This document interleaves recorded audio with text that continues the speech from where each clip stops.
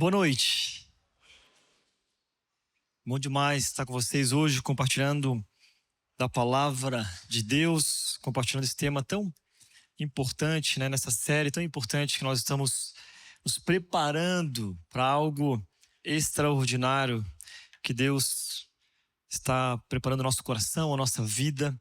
E a semana eu estava pensando na mensagem, pensando um pouquinho na minha vida, na minha história. Eu estava lembrando de quando eu era adolescente. Eu sempre fui o menor da turma. Eu acho que eu continuo sendo, na verdade, o menor da turma, né? Isso me deixava muito inseguro. Eu lembro que quando eu estava na sala de aula, eu sentava lá no fundão da sala de aula, onde eu me sentia mais confortável, porque eu não queria que as professoras me vissem. Sim, na verdade, eu não queria que elas me escolhessem para participar da aula, sabe? Assim, dá um nervoso às vezes, né? Quando a professora te chama para você fazer uma conta matemática ou para, sei lá, ler alguma frase no quadro ou até mesmo no livro, né? Então eu ficava escondidinho lá no fundão, não porque eu era bagunceiro, mas porque eu não queria participar da aula. Eu gostava de ficar quietinho, né? Sem chamar a atenção. Pegava o microfone para falar em público, vocês imaginam? Jamais passou pela minha cabeça que isso um dia poderia acontecer, nem pensar. Só a ideia já me fazia, né, dar aquele frio na barriga, assim.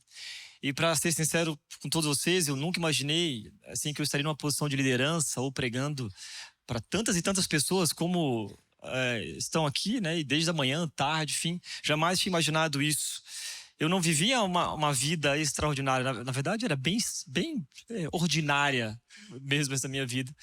E interessante que talvez você também já tenha tido algum sentimento, já tenha passado por isso alguma vez, se sentido pequeno, inadequado ou até mesmo esquecido, mas o incrível é que Deus ele escolhe pessoas que o mundo jamais esperaria para fazer coisas extraordinárias. Isso ao longo da Bíblia a gente encontra um padrão surpreendente. Deus escolhe pessoas improváveis para realizar a sua obra. Diversas histórias, experiências, homens e mulheres que, aos olhos humanos, pareciam inadequados, fracos ou até mesmo incapazes para realizar qualquer tipo de obra que foram confiados. No entanto, é exatamente essa escolha que revela a graça e o poder soberano de Deus. São improváveis, mas escolhidos. É o que nós somos. E ao olhar para as Escrituras, por exemplo, a gente pode ver a história, né, de Moisés, um homem que não se sentia apto para falar. Tinha a língua pesada. Mas foi escolhido para ser o porta-voz de Deus e libertar o povo de Israel. A gente tem a história de Davi, o menor e mais jovem dos seus irmãos, foi ungido rei de Israel. Não por sua estatura, não por sua força, mas porque Deus viu nele um coração de servo, um servo fiel. A gente pode olhar para a história de Gideão, que se via como a pessoa menos importante da sua casa. Por sua vez, ele pertencia ao menor grupo, né, da tribo de Manassés. Mesmo assim, foi escolhido para liderar Israel com seus outros 300 parceiros. Venceu de forma milagrosa, né, uma grande batalha contra 135 mil midianitas. A gente pode olhar para o apóstolo Paulo, perseguidor, extremista, virou um pregador extraordinário e uma das figuras mais importantes das Escrituras. Eu não conheço a sua história, talvez muitos aqui não conhecem a minha, mas eu sei que Deus escolhe pessoas improváveis como eu e você para realizar a sua obra. Esses exemplos bíblicos nos ensinam que Deus não escolhe aqueles que são fortes, sábios ou poderosos aos nossos olhos, aos olhos do mundo, mas aqueles que são humildes, disponíveis, dispostos a confiar nele. Deus glorifica seu nome ao usar fracos para confundir os fortes, os simples para confundir os sábios, demonstrando assim a sua graça extravagante, o poder soberano ao nos convidar a viver o extraordinário. E isso nos leva à história de hoje. Nós vamos ver a história de uma mulher chamada Raabe. Está lá em Josué, capítulo 2, uma mulher improvável, mas escolhida por Deus. E quando vemos como Deus age ao escolher aqueles que farão parte da sua obra, do seu projeto, dos seus planos, fica evidente que ele frequentemente opta pelos improváveis. Aqueles que, aos nossos olhos, não são merecedores, não têm nada a oferecer, não têm um bom currículo assim. O fato é que somos improváveis, mas escolhidos. E quem foi essa mulher? Está lá em Josué capítulo 2. Quem foi Raabe? Raabe, ela foi uma prostituta. A Bíblia diz que ela foi uma prostituta. Raabe, ela escondeu os espiões israelitas. Raabe, pela sua fé, foi salva junto com a sua família. Raabe também foi citada na galeria dos heróis da fé. Raabe, ela foi um exemplo de redenção. E Raabe também, ela fez parte da genealogia de Jesus. Olha só que coisa curiosa. Você consegue imaginar uma prostituta ser colocada na galeria de heróis da fé? Hoje a gente conhece a história. Você consegue imaginar alguém como Raabe? Poderia talvez ser escolhida por Deus, poderia fazer parte, né, da galeria de heróis da fé. A gente vai ver mais para frente como isso aconteceu. Em Josué capítulo 2, a gente vai ver que o povo de Israel está prestes a entrar em Jericó. Eles estão se preparando. Josué então envia 2 espias. Ele aprendeu com o passado, né? Vai enviar 12. Já enviou 2, já os 2 que ele mais confiava, ousados e cheios de fé. E o povo de Israel estava acampado num local chamado Sitim, que fica ali mais ou menos a 11 a 15 quilômetros de Jericó, ao leste do Rio Jordão, Sitim. E foi desse ponto que Josué então envia os espiões, os espias, para a cidade de Jericó, que está ali um pouco ao oeste de Jordão, logo em cima do Mar Morto, na terra de Canaã. E Jericó era uma das principais cidades dessa região. Era uma cidade muito estratégica. Então, após cumprir a sua missão, esses espias fugiram de Jericó, se esconderam no acampamento nas montanhas e voltaram então ao acampamento onde Josué e o povo de Israel estavam ali, relatando tudo aquilo que eles ouviram, relatando tudo aquilo que estava acontecendo lá em Jericó. Em seguida, todo o povo de Israel então se prepara para atravessar o Rio Jordão.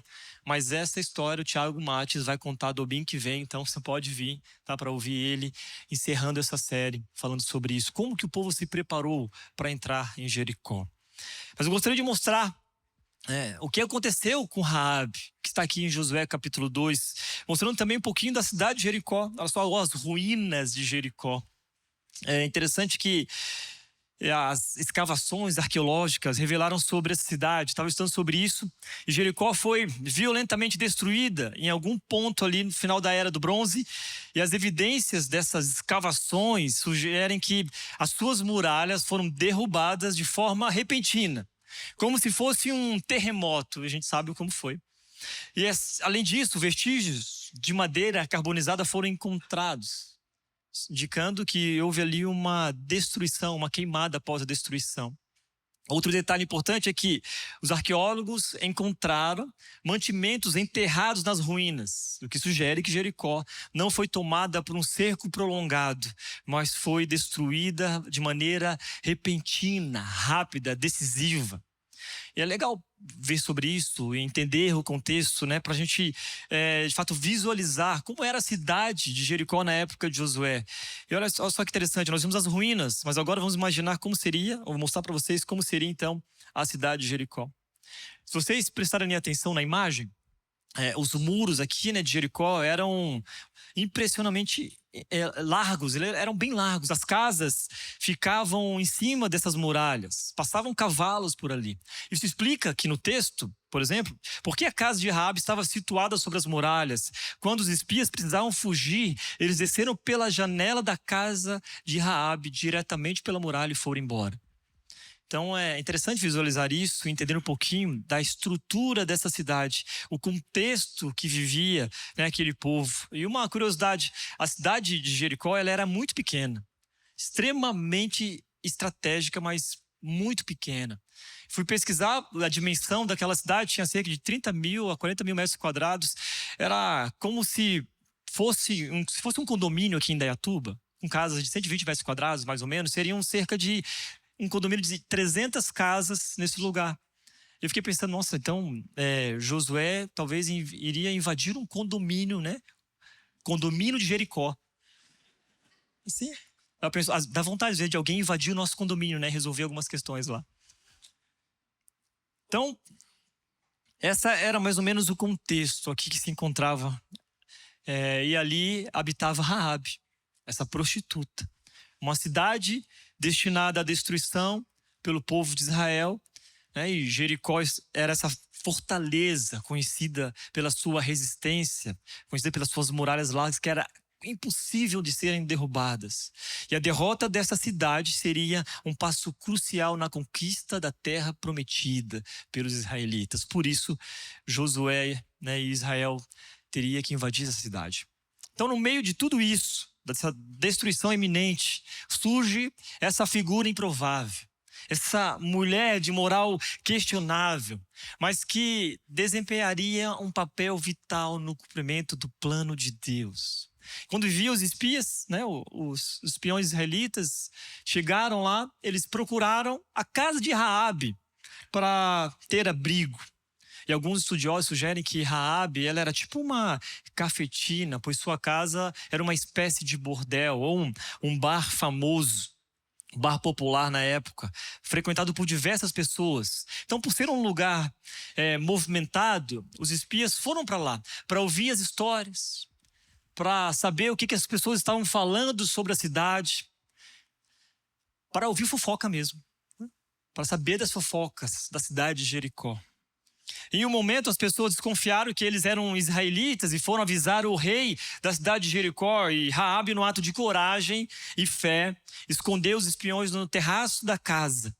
Enganou então ali os oficiais de Jericó sobre o paradeiro deles. E aí nós vemos o motivo, o real motivo, por que Raabe esconde esses espias. É daí que nós vamos extrair aqui a principal mensagem dessa noite. O porquê, né, disso tudo. E o texto diz que no versículo 8 do capítulo 2, diz que Raabe, então, antes que os espiões fossem dormir, Raabe foi lá falar com eles. E o capítulo 2, versículo 9, diz o seguinte: sei que o Senhor lhes deu esta terra, disse ela. Estamos todos apavorados por sua causa. Todos os habitantes desta terra estão desesperados, pois ouvimos que o Senhor secou as águas do Mar Vermelho para que vocês passassem quando saíram do Egito. E sabemos o que fizeram a leste do Jordão aos 2 reis amorreus, Og e Seom, cujos povos vocês destruíram completamente. No versículo 11. Não é à toa que estamos dominados pelo medo. Ninguém tem ânimo para lutar depois de ouvir coisas como essas, pois o Senhor, seu Deus, é o Deus supremo em cima no céu e embaixo na terra. Você consegue perceber que ela tem mais fé do que os próprios israelitas, que ficaram 40 anos no deserto porque não acreditaram que a terra era deles? Esse ato de Raabe foi uma declaração de fé no Deus de Israel. Ela havia ouvido sobre os feitos poderosos de Deus, sobre como ele havia aberto o Mar Vermelho, dado vitória ao seu povo. Reconheceu que o Deus de Israel era o Deus todo-poderoso, o Deus verdadeiro. A fé de Raabe é uma demonstração poderosa de como a confiança em Deus pode transformar uma vida e alterar o destino de uma pessoa.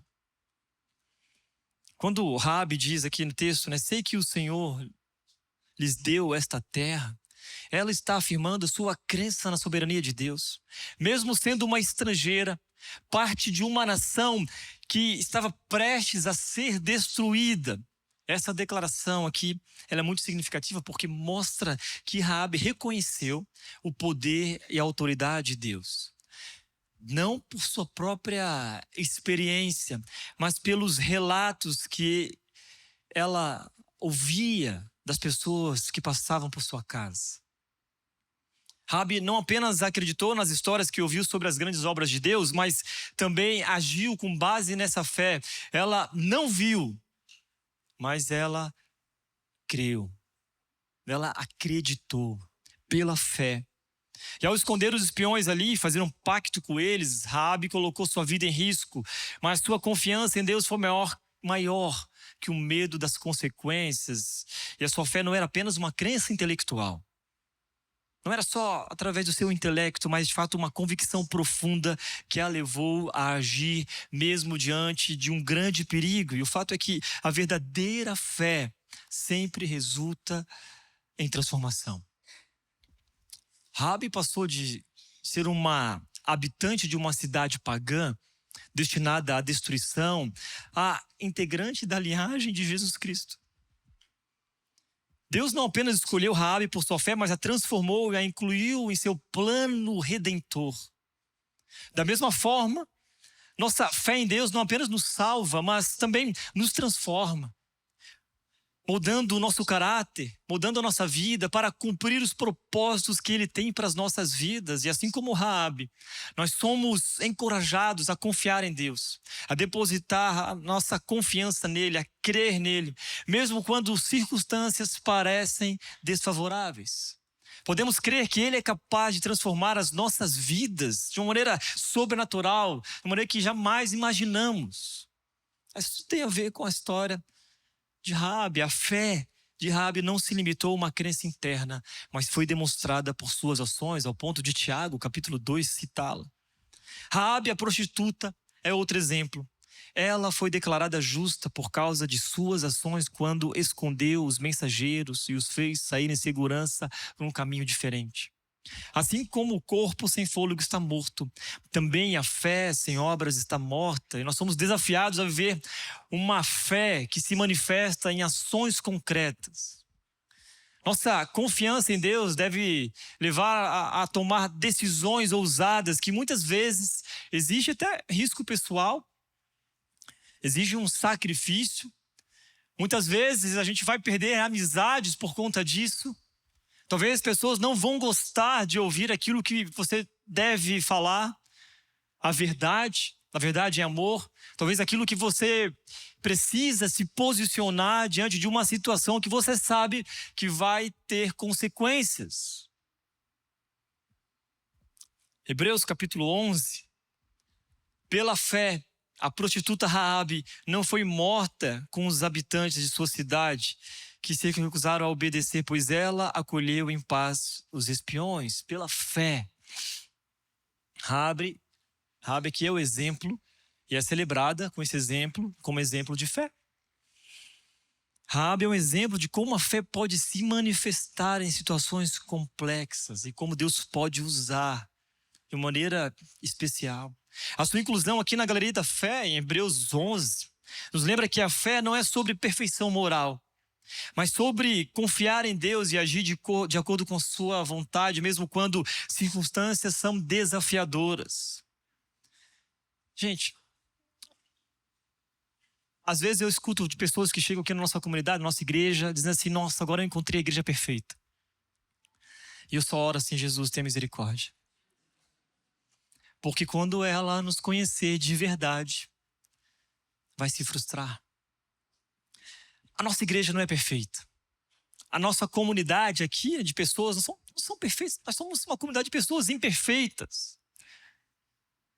E quando a gente, de fato, coloca uma expectativa achando que a nossa igreja ou as pessoas que estão nesse lugar são perfeitas, você acaba se frustrando e isso vai te desanimando.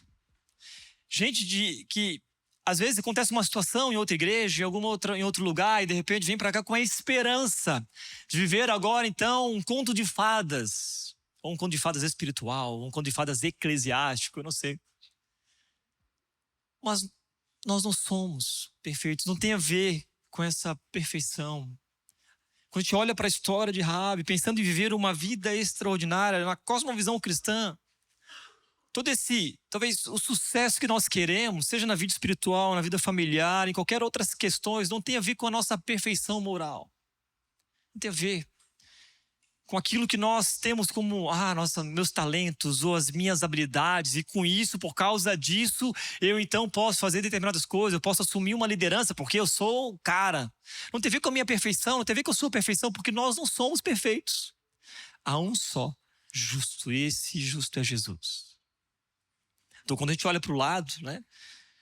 E os nossos olhos precisam, de fato, enxergar pessoas que são imperfeitas, mas que estão sendo transformadas por Jesus.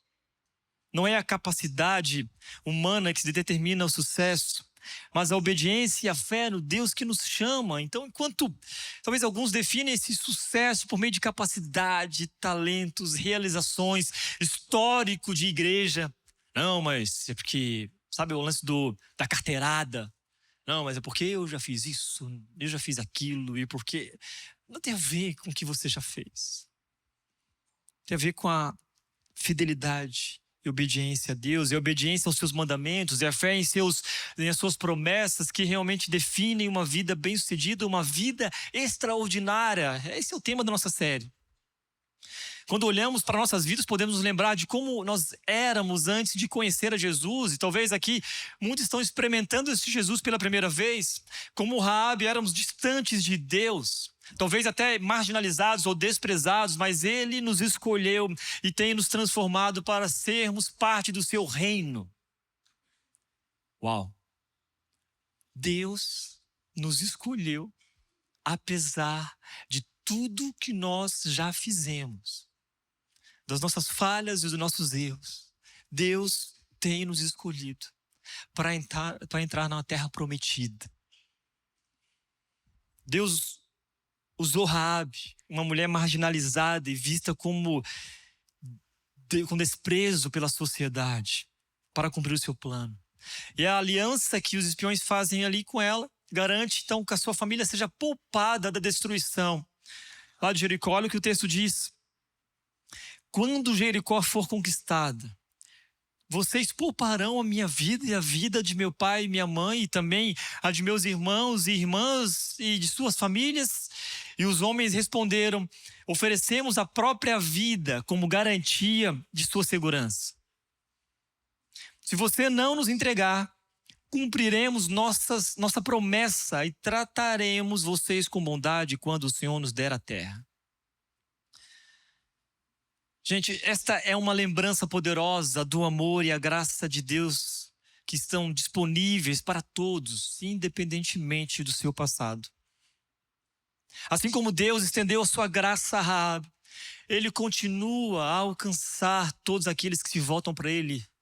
Não importa aquilo que você já fez, quantos erros você já cometeu, quantas falhas e quanta coisa você já viveu, não importa.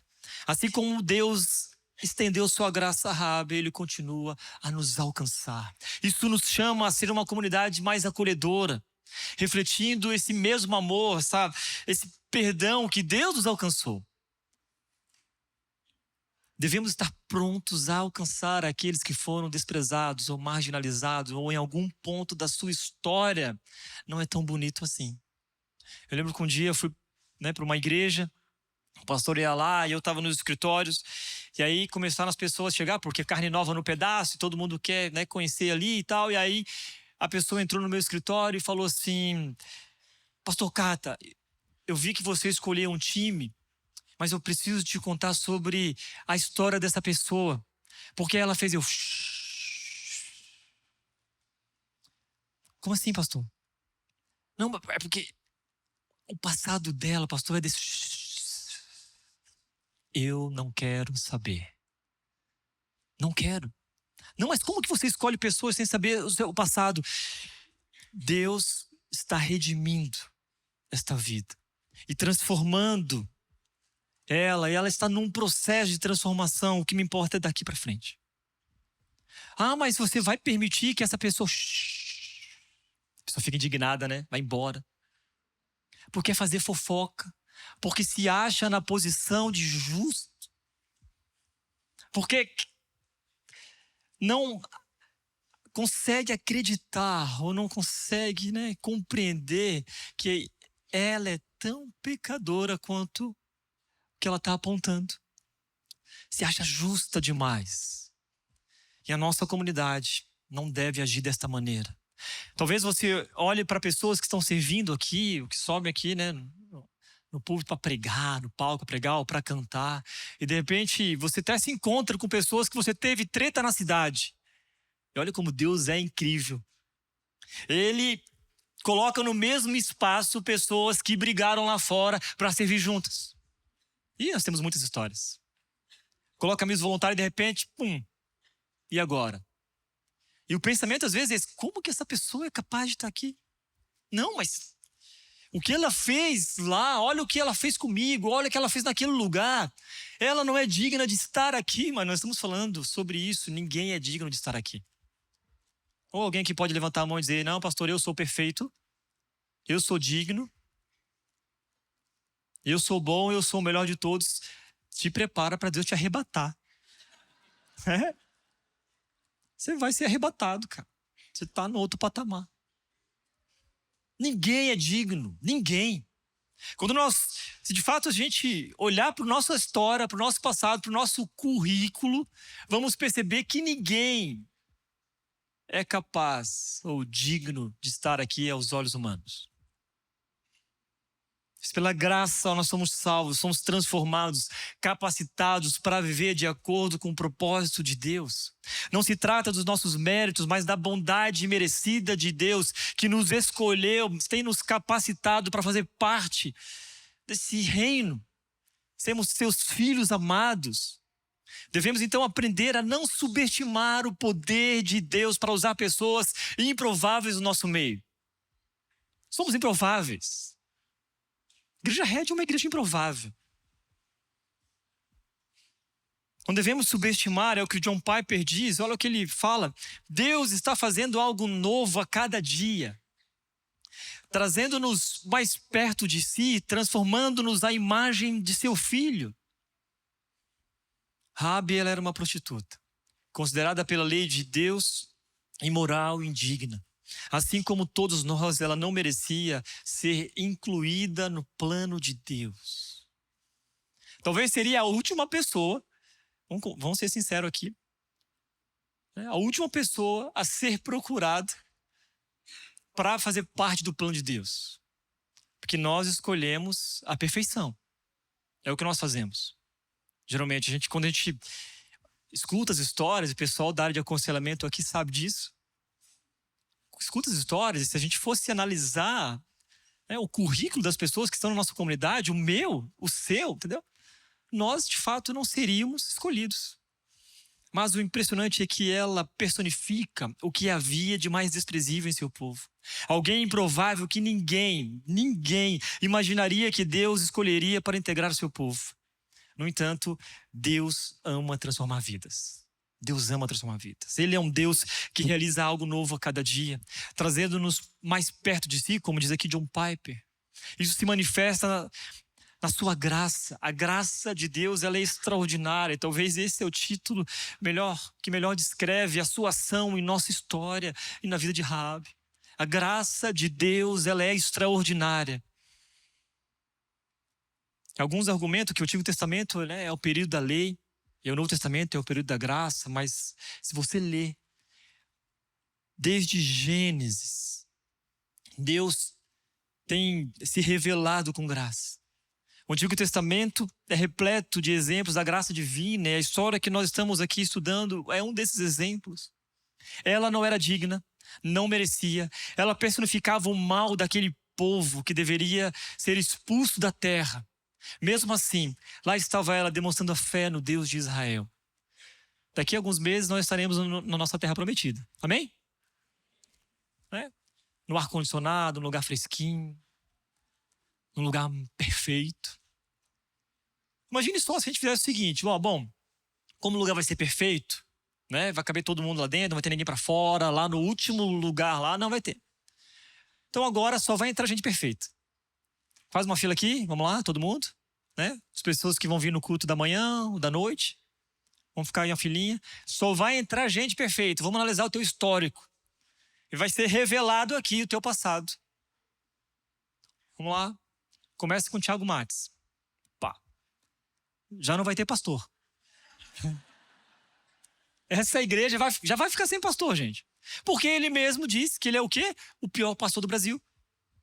Já está confessando isso. E não é um slogan à toa, não. É para que nós possamos entender que pastor, líder, seja o que for, não é perfeito. Não há perfeição. Daí a gente pode chamar o segundo. Pelos pastores ainda, mas a gente chama o Washington. Washington, cara. Pastor da formação espiritual. Ixi, ficamos sem também. E vai chamando a lista. Como a gente estrearia o nosso novo espaço?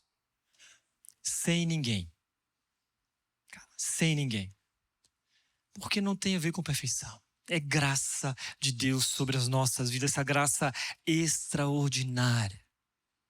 Raabe ouviu essas histórias sobre o que Deus fez. Provavelmente ali por causa dos viajantes que frequentavam aquele estabelecimento. Essas histórias despertaram a sua fé em seu coração. E a graça de Deus a alcançou e a transformou. Deus, que está sempre fazendo algo novo, começou a moldar Raabe. Tem moldado a gente, tem nos transformado, trazendo mais perto de si, transformando a imagem do seu filho, tal como ele faz conosco todos os dias. A nossa missão é essa aqui nesse lugar, levar pessoas a um relacionamento o quê? Crescente com Jesus. Estamos em transformação. Todos nós estamos em transformação, todos nós. Estamos nesse processo. Por isso, o passado não determina o futuro daqueles que se entregam a Jesus. Às vezes, queridos, o passado pode ser um fardo pesado, carregado de traumas, de erros, arrependimentos e cicatrizes. Sim, muitas vezes nos vemos presos a ele como se nossas falhas e escolhas erradas fossem uma sentença definitiva sobre o nosso futuro, mas não é. A mensagem de esperança que a Bíblia nos traz é que em Jesus podemos viver algo novo. Podemos viver uma vida extraordinária por causa de Jesus. Aquele que morreu no nosso lugar, carregando sobre si todos os nossos pecados, nos perdoando. Então o passado não determina o futuro daqueles que se entregam a Jesus. O que é ainda mais surpreendente em toda essa história é que ela, como uma mulher com um passado tão complexo, marcado por escolhas questionáveis, foi incluída na genealogia de Jesus. Ninguém imaginaria isso. É o que Bonhoeffer diz, olha só. Quem vive olhando para o passado, perde a novidade do futuro que Deus está criando. Às vezes nós ficamos presos ao passado. Às vezes nós até mesmo julgamos as pessoas pelo passado dela. A gente não quer, às vezes, nem estar no mesmo lugar.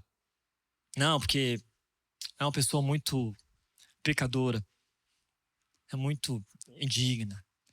E eu lembro quando eu via os pastores pregando, e a postura, pelo menos das experiências que eu tive, era sempre essa, né? De que o pastor ele tinha uma capa de santidade especial. Que eu via o cara lá falando e tal. E quando Deus me chamou para o ministério, eu tinha convicção de que, sim, era um chamado pastoral. Eu fiquei pensando assim, bom, Deus chamou, essa capa uma hora vai chegar. E eu fui pro seminário, deve ser no seminário. As matérias lá, deve tipo assim, como viver 100% em santidade. Ou como ser perfeito, né, na vida pastoral. E aí eu pensava isso, porque eram pessoas que nunca erravam, nunca compartilhavam seus defeitos, suas falhas. Eu criei aquela imaginação, né? E passou o primeiro semestre e eu falei, não é possível, cadê? Passou um ano, eu falei, meus pensamentos continuam ainda, né, são falhos e minha vida ainda continua falha. Cadê a matéria bendita que transforma o pastor em algo, né, especial e sobrenatural? E aí eu comecei a trabalhar com um pastor e um dia eu estava lá no escritório dele e eu vi assim um potinho branco com uma taxa preta. Eu falei, bom, isso aqui não é house. Eu falei, pastor, o que é esse negócio aí, cara?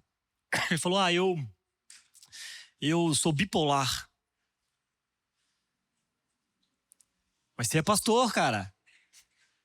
Sim, eu sou bipolar também. Então eu tomo esse remedinho para me dar uma controlada na mente, assim, e tal. Aquilo bugou a minha mente. Eu falei, não. Como que Deus escolhe um bipolar para ser pastor, gente? Um dia todo mundo vai para o inferno, todo mundo vai para o céu. Aqui nesse lugar ninguém presta, não, todo mundo presta e tá tudo bem. Eu falei, como que Deus escolhe? E aquilo foi, sabe, trabalhando na minha vida, no meu coração, entendendo que não, nós somos todos humanos, cara.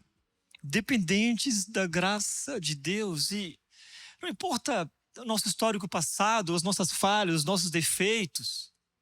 Quem fica preso a isso não consegue enxergar e não consegue, de fato, viver uma vida extraordinária. É o que o Bonhoeffer está falando aqui. Quem vive olhando para o passado perde a novidade do futuro que Deus está criando. Mateus capítulo 1, olha que lindo. A gente às vezes pula a genealogia, né? Este é o registro dos antepassados de Jesus Cristo, descendente de Davi e de Abraão. Abraão gerou Isaque, Isaque gerou Jacó, Jacó gerou Judá e seus irmãos. Judá gerou Pérez e Zerá, cuja mãe foi Tamar. Pérez gerou Esrom, Esrom gerou Rão, Rão gerou Aminadab, Aminadab gerou Nasson, Nasson gerou Salmão, Salmão gerou Boaz, lembra Boaz? Ruth, Boaz? Cujo a mãe foi Raabe. Raabe está aqui na genealogia de Jesus, mãe de Boaz. Sua história não é apenas um testemunho de sua fé, mas também uma prova de que a graça de Deus pode transformar qualquer vida. Não há limites. Deus não vê o nosso passado como um obstáculo, mas como uma oportunidade para demonstrar sua graça e poder redentor. Quando nos entregamos a Deus, Ele não apenas apaga os nossos passados, mas, de fato, Ele também nos dá uma nova identidade, um novo propósito. O passado não precisa definir o seu futuro. Em Jesus, somos novas criaturas. E Deus tem um plano para cada um de nós que vai além dos nossos erros que cometemos todos os dias. Através dessa graça extravagante de Deus, podemos, de fato, encontrar redenção em um futuro cheio de esperança. E eu acredito nisso, e por isso que eu estou pregando aqui. Enquanto eu acreditar nisso, eu vou continuar proclamando o evangelho, continuar cuidando de pessoas, continuar fazendo parte dessa missão. Aquilo que era objeto de prostituição na vida de Raabe passa então agora a ser santificado, porque ela teve filhos honrados. Ela deu um destino para seus filhos diferente que seus pais talvez deram para ela. Às vezes a gente fica preso ao passado e pensando, mas eu não tive um pai presente. Mas agora você pode ser um pai presente na vida do seu filho. Você não precisa ficar justificando. Mas porque eu não tive, eu não soube. É hora de aprender e se desenvolver. Talvez você não teve uma mãe como você gostaria de ter, mas agora você pode ser uma mãe que você sempre sonhou para os seus filhos. De repente você teve situações na sua vida que destruíram a sua casa. Às vezes dá vontade de tirar até a tua própria vida por causa dos erros que você cometeu no passado. Mas Jesus tem feito novas todas as coisas. Assim como Raabe, podemos escolher acreditar na promessa de Deus e permitir que Ele transforme o nosso passado em uma história de redenção. Uma vez eu fui convidado para produzir um documentário num presídio. E eu, minha produtora, com alguns outros amigos, inclusive 3 estão aqui na rede trabalhando hoje, o Felipe, o Abner e o Taveira, estão com a gente aqui na igreja. E a gente fazia humor em acampamentos, enfim, e fui convidado para fazer um documentário no presídio. Eu falei, você quer que eu faça humor lá dentro?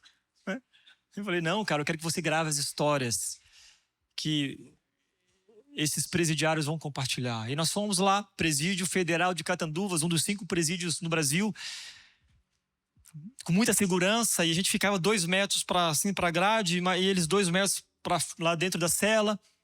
E aí o pastor que liderava aquele ministério falou assim para eles, olha, vocês são assassinos, estupradores. Eu pensei comigo, pega leve, pastor. Eles estão nos vendo aqui. E eu junto com o pastor pensei, cara, eles vão sair e eu tô junto com esse pastor, cara. Vocês isso, vocês aquilo, e o cara falando tudo, eu ali, Jesus Cristo, Senhor, tem misericórdia. Mas Deus os alcançou. E talvez você sim está condenado aqui na terra, mas no céu você está liberto. Aqueles caras se ajoelharam naquela cela lá, aqueles homens, declarando Jesus como o Senhor e Salvador da sua vida, cara, sendo redimidos por Deus naquele lugar, condenados a vida inteira à prisão, e muitos ali vão ficar a vida inteira presos, vão morrer naquele lugar.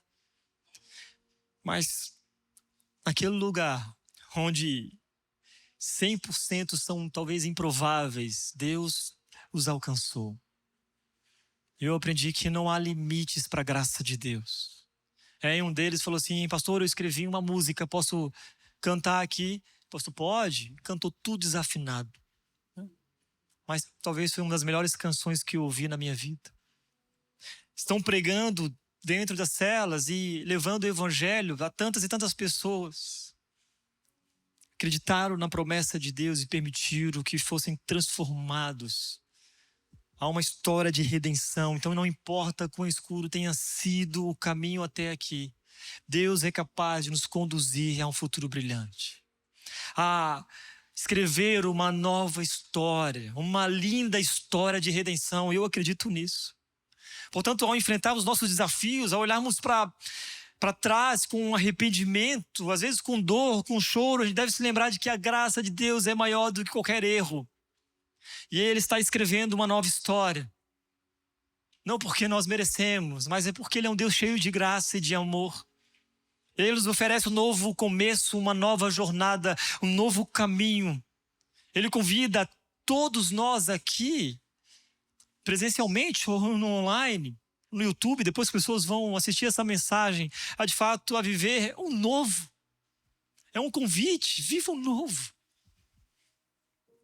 Não é um slogan só da Rede, mas é um convite especialmente bíblico. Que está lá em 2 Coríntios capítulo 5, versículo 17, que diz, aquele que está em Cristo, nova criatura é. As coisas velhas já passaram, eis que tudo se fez novo. Eu acredito nisso. Quando eu olho para a vida de qualquer pessoa, quando dá aquele sentimento de justiça, porque às vezes temos aquele sentimento de justiça, é um sentimento, humano de pecador, que a gente jamais esqueça que Deus tem derramado a sua graça para todos, não importa qual seja o seu currículo. A graça de Deus nos dá novos corações, e esses corações desejam andar em novidade de vida. Charles Spurgeon. A história de Raabe, Josué capítulo 2, é uma narrativa linda de fé corajosa. E surpreendentemente, da graça de Deus sobre a sua vida. Ela nos ensina, nos desafia a confiar em Deus, a agir de acordo com a nossa fé e a reconhecer que Deus pode usar até mesmo o mais improvável para realizar a sua obra. Quem sou eu para dizer que não? Para olhar para alguém no meio da nossa comunidade e dizer assim, não, esse cara aqui é impossível que Deus faça alguma coisa através da vida dele. Para olhar para as pessoas da minha família e dizer assim, não, é impossível que Deus o alcance, é impossível que algo de bom aconteça ali. Quem sou eu para dizer e definir o futuro de alguém? Se Deus um dia me alcançou e me transformou, apesar de Ele tenha alcançado e transformado a vida de pessoas que estão no nosso meio e fazendo algo incrível. Que possamos confiar em Deus e tomar decisões que refletem essa confiança, sabendo que Ele é fiel para cumprir as suas promessas. Para refletir e praticar, quero te convidar a entender. Deus pode te usar, independentemente das suas falhas ou do seu passado. Deus pode te usar. Colocando a sua vida diante desse Deus maravilhoso e misericordioso, Deus pode te usar. Assim como Ele tem nos usado aqui. Deus pode te usar. Em segundo lugar, Em que área da sua vida você precisa exercer fé hoje? Confiando nas promessas de Deus, mesmo sem ver o resultado imediato. Raabe não viu, mas creu. Quais áreas da sua vida você precisa começar a confiar, a depositar mais diante do Senhor, mesmo não tendo talvez a luz? Sabe aquela luz no fim do túnel e você não está conseguindo enxergar? Sabe aquela situação que parece complexa demais, parece que não vai se resolver? Acredite, coloque isso diante de Deus. Em terceiro lugar, não deixe que a vergonha do passado ou os erros impeçam você de aceitar plenamente a graça de Deus. Nós estamos nos preparando para um novo tempo como igreja. Se você quer uma comunidade perfeita, uma igreja perfeita, sinto lhe dizer, não será nesse lugar que você vai encontrar. Talvez você tenha que procurar em outro lugar, que eu não conheço também. Mas nós estamos nos preparando e preparando o nosso coração, a nossa vida para ser essa comunidade acolhedora e a continuar pregando esse evangelho transformador, cheios de esperança, para de fato vivermos algo extraordinário no nosso meio. Uma comunidade que está sendo redimida pelo amor e o poder e graça de Deus. Eu quero orar por você nesse momento. Por favor, feche seus olhos.